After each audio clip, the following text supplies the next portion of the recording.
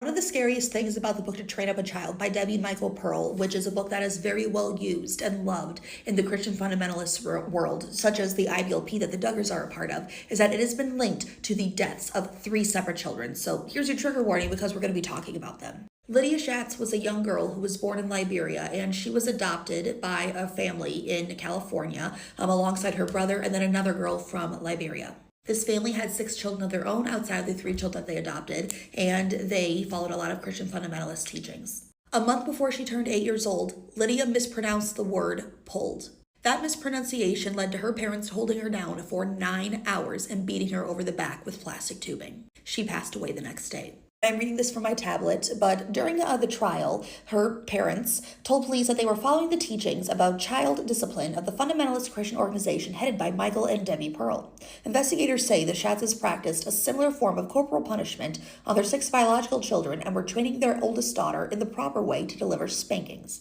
Pearl's website suggests a swift whack with the plastic tubing would sting but not bruise. Give 10 licks at a time and more if the child resists.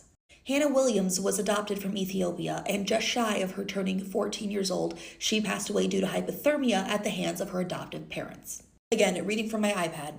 After being adopted, Hannah was regularly spanked, locked in a closet, and denied food as punishment. She was not allowed to wear clothes, only a towel. She was also forced to sleep in a barn and take showers with a garden hose. Hannah's post-adoption weight loss directly contributed to her passing. Williams' adoptive parents had a copy of the controversial parenting book To Train Up a Child by Michael and Debbie Pearl, which recommends the parents use corporal punishment of a kind that many child protection authorities regard as child abuse to discipline their children.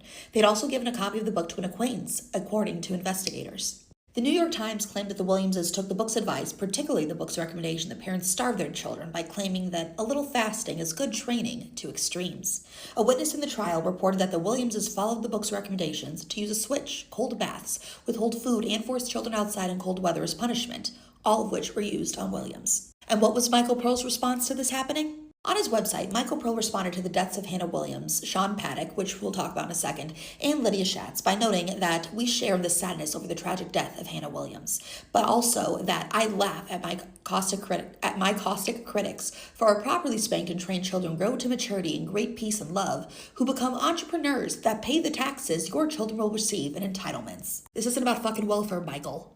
Pearl spoke to the media about the controversy, stating that because the plastic tubing he recommends in the book is of a certain size, he is not responsible when parents who follow his lead use tubing that he believes is too big and ends up murdering their children. Pearl also stated, what her parents did is diametrically opposed to the philosophy of No Greater Joy Ministries and what is taught in the book. I can't even begin to tell you what happened to Sean Paddock.